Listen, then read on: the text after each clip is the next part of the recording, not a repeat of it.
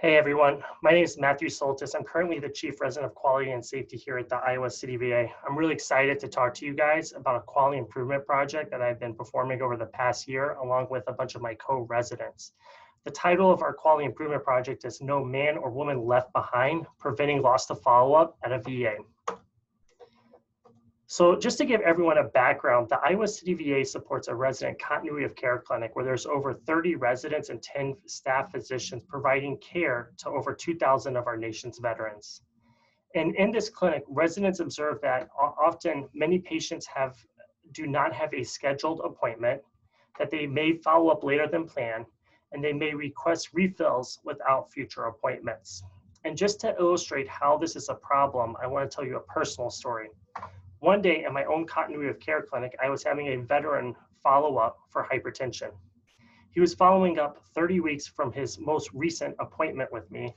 And when I went to review my last note, I wrote in the comments, have the veteran follow up in 10 weeks so we can further adjust his blood pressure medications. And so kind of with the frustration in these problems, me and a couple of my colleagues wanted to make this a quality improvement project. But before we fully dived in, we wanted to ensure that regular primary care was beneficial to our veterans. And so we did a literature search, and the literature overwhelmingly supports that regular follow-up has significant benefits. The first bullet point here demonstrates that primary care continuity is associated with reduced emergency department use and fewer hospitalizations. And then we found numerous other articles about specific disease states and the benefits of regular primary care. The second bullet point here shows that management of COPD in the primary care setting significantly reduces the burden of disease and healthcare expenses. And then also shorter return visit intervals are associated with better blood pressure control. So once we confirmed our thoughts that regular primary care is beneficial, we wanted to dive into why we had a problem. So myself and 5 of my co-residents went through every single one of our patients' charts. And we found out that 27% of patients did not have a scheduled follow-up. And so when you consider that this is, around 450 veterans, it's approximately, 100 veterans without scheduled follow-up. And so to dive into why this was happening, we made a process map. And the next 4 slides, I'll kind of explain how a veteran goes from having a scheduled follow-up to coming back to the clinic. And I thought this was going to be an easy process, but it is actually a very complicated process, which I'll share with you now. So the first part is that once a veteran has a scheduled follow-up, you need to make sure that they don't cancel their appointment and that they don't no-show to come to clinic to have an appointment. If there is a problem in any of these, the veteran may be lost to follow-up if the appointment is not rescheduled. Once the veteran has an appointment, if they get a scheduled follow-up depends a lot on when we as the providers place our return to clinic order. It is only if we place the return to clinic order before the patient leaves that the patient may stop by the front desk to schedule their next appointment. If we do not place the order before the patient leaves, then the veteran cannot schedule the appointment that day. And so what this goes into is that I want to explain this concept of recall. So frequently, when we place a return to clinic order and the veteran is not able to schedule an appointment, the clerks place a marker in the chart called recall. And essentially what a recall is it's kind of a placeholder for an appointment, but it's not an appointment itself. The other thing that I want to say is that based on if we place this return to clinic order or not, the clerk must see that we've placed this order, and there's no automated system at our VA for whenever a resident places an order that automatically flags that an order's been placed in a veteran's chart. So once the patient is in recall, they get a letter mailed to them 30 days before their appointment is supposed to be scheduled, asking them to call the VA and make an appointment. Often our veterans do not respond to this letter. And so what then happens is the week of their appointment, our clerks, of their supposed to be appointment, our clerks will call the veteran asking them to schedule an appointment. However, often at that point, our clinics are full, so veterans get scheduled later than expected. And then often our veterans don't answer. And if our veterans don't answer, then the clerk removes that recall and the veteran no longer has a scheduled follow-up or a scheduled recall. And this can be problematic, causing them to follow up only when they're running low on medications or having problems, rather than having regular scheduled primary care. So this right here just demonstrates for you guys how complex actually getting a veteran back into clinic for a regular follow-up can be.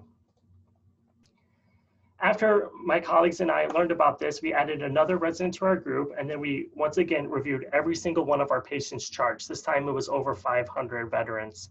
And what we found is that 25% of veterans had scheduled follow-up, 28% did not have a scheduled follow-up or a recall, and then 47% of veterans had that recall, that placeholder for an appointment. And so our aim was to reduce the percentage of patients without a scheduled appointment or a recall in our primary care clinic by 30%. And to kind of decide how we're going to go back about that, we made an impact feasibility matrix. And we talked about multiple interventions we could partake in. One was trying to reduce the no-shows or cancellations, but we found out quickly that that would be low impact because our veterans frequently showed up for their appointments once they were scheduled.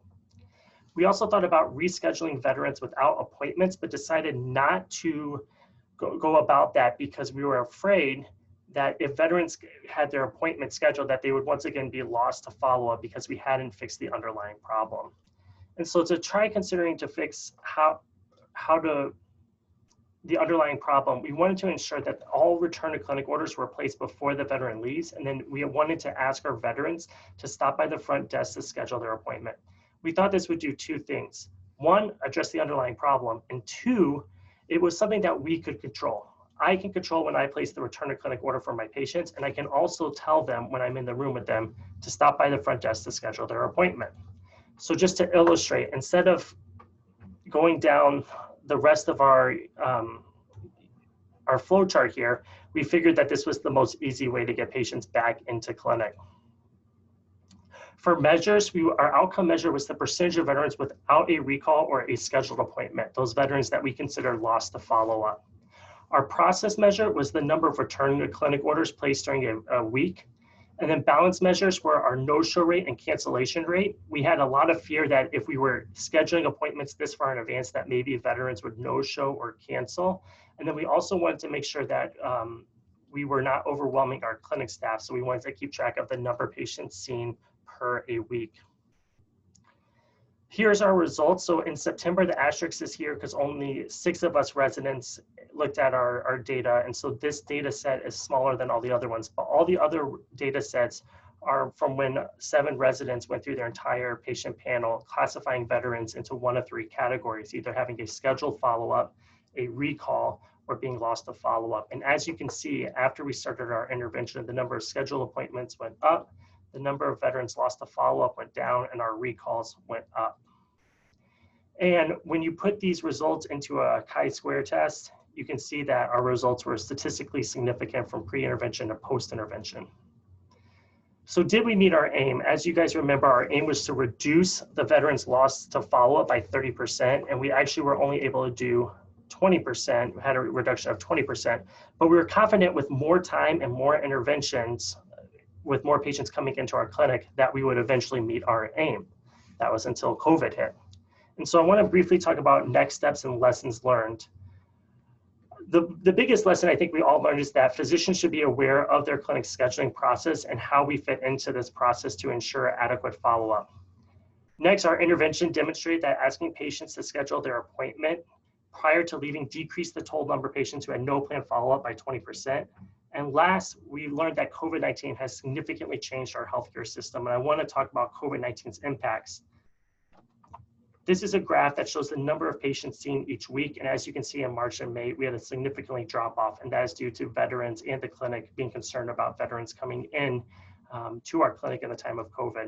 There are normal drops, like in January, we do see a drop in our clinic appointments due to icy roads and weather conditions. And in October, we had a couple residents cancel their clinics because of vacations, but March and May are definitely significant reduction in the number of patients we've seen. And then this also meant that there was a reduction in the number of patients we could intervene on, because our whole intervention was telling veterans when they were in for their appointment to schedule their appointment.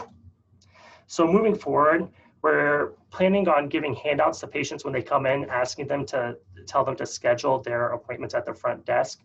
We also are thinking about placing signs on the wall, reminding our veterans to schedule their appointments before they leave.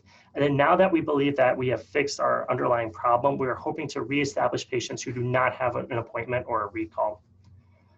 Other thoughts is that we're also considering sustaining and spreading this intervention to other resident clinics and having more residents get involved in this process. And then we are also considering reaching out this process to telehealth. So the telehealth scheduling process is very similar to the regular clinic scheduling process.